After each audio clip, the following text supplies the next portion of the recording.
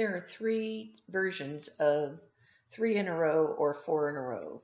The first version has one game for each of the goals, and you'll notice that there's always going to be one number on the left of the bottom part of the game board that is the multiplier, that's the goal. So in this case, we're working on goal 2, the 5 timeses, and the right boxes, the 2 through 10 in this case, are all of the other numbers that seem like it would be worth having the students practice multiplying times 5.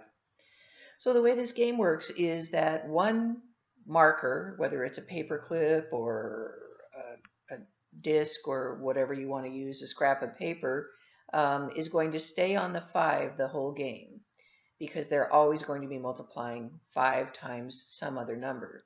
The other marker, in this case it's a green paper clip, is the one that will move depending on what each player chooses to multiply times 5. So we're going to start with player blue, and they're going to move the green paper clip to 7, and so 5 times 7, they're going to place their blue marker on 35. Then it's the purple team or player's turn, and they're going to decide to do 8 times 5. So their purple marker is going to be put on 40.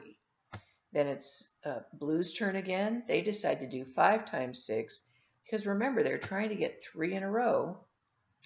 And the purple team decides to do 2 times 5, so their marker goes on to a 10. And the blue team notices that if they move the green paper clip to 9, they'll be able to get 3 in a row. So 9 times 5 is 45. They've gotten 3 in a row and they've won that game. Now, if your students have never played tic-tac-toe, they may not know about cat's tails. At least that's what I called them when I was growing up, which is when basically nobody can get 3 in a row. So in this case, one team did figure out how to get 3 in a row, but there are going to be a lot of games where they basically just tie and get to try again. This is a really nice game because it combines both multiplication thinking and division thinking.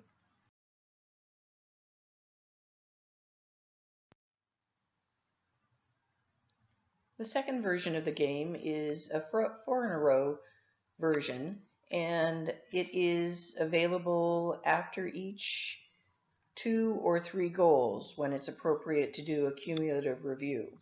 So in this case, this comes after goal 3, 4, 5. At the end of the times 8s, you'll be able to have this game available for your students. So in this case, there are again 2 counters moving down at the bottom of the game board, and one of those is moved in the 3 boxes on the left, and the other moves in between the 4 and the 9 on the right. So in this game, each student is only going to move one marker at a time, except the very first play. So if blue plays first in this game, they'll be moving both the markers. So the red marker, they decide to move to 8, and the green marker, they decide to move to 9. So 8 times 9 is 72. That's where their blue counter winds up. And then it's the purple player's turn. And that student is going to be able to move either the red marker or the green marker. And that'll be consistent from now on in the game. So you can have the students flip a coin to decide who's going to go first, or if they're only going to have time for one game, you can kind of set it up, the person who's nearest to the clock or whose birthday came first during the year, or however you want to set that up. So in this case, the purple player decides to move the green marker to the 7, and so 8 times 7 is 56.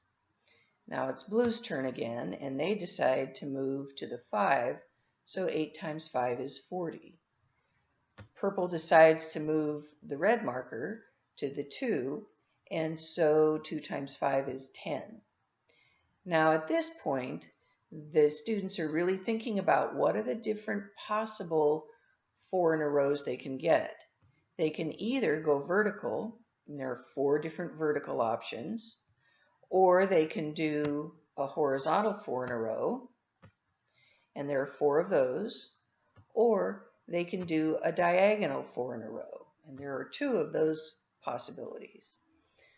So I'm going to leave it up to you to think about what would be a really good turn right now for the Blues to make so that they can start working on a 4 in a row and maybe keep the purple team from blocking them, or will they decide to block the purple team? Because now, because only one marker or the other can be moved, a lot more strategy starts coming into play.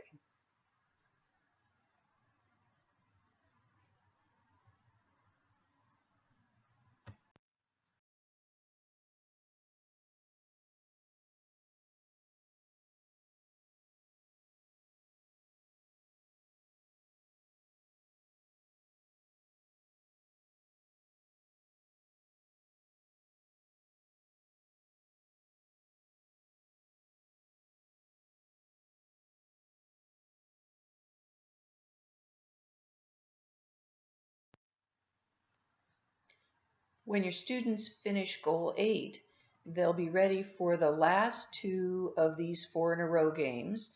These are cumulative reviews that really focus in on the more problematic, more difficult combinations of the multiplication facts, and again, allow students to do both multiplication and division thinking.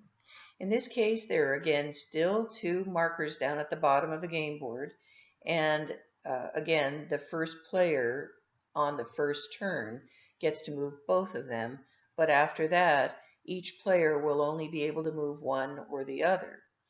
Now, to get started, blue decides to move the red marker to the 8, and they decide to also move the green marker to the 8, because there are certainly times when you want to multiply a number times itself. So in this case, 8 times 8 equals 64, and that's where blue moves their counter. Purple decides to move the green marker, they can only move one or the other, to the 9, and so now they have 8 times 9 is 72. Blue decides to move the green marker to the 4, and so now they've got 4 times 8 is 32. Purple goes for 8 times 7, and so they're on 56. And once again, I'm going to leave you to think about what would be a really interesting next move. I've been thinking about it for a while, and I've got a couple of ideas, and I don't know. It'll be fun to think about. And that may be something that you want to kind of engage your whole class in occasionally, is setting up a situation and having them think very strategically about what might be ways that they could advance their 4 in a row possibilities. It may not always be the most obvious. In this case, blue might say, well, we want to do 63 or 21, obviously, but maybe there's something else that can set up a second possibility for them, because right now, uh, if they don't get that top horizontal row, it's almost like they have to start over. So it'll be, I think, very interesting to let students think about that higher level strategy as well as practicing their combinations. So that's the end of the directions for these different 3 in a row and 4 in a row games. And I hope you and your students have a lot of fun with them.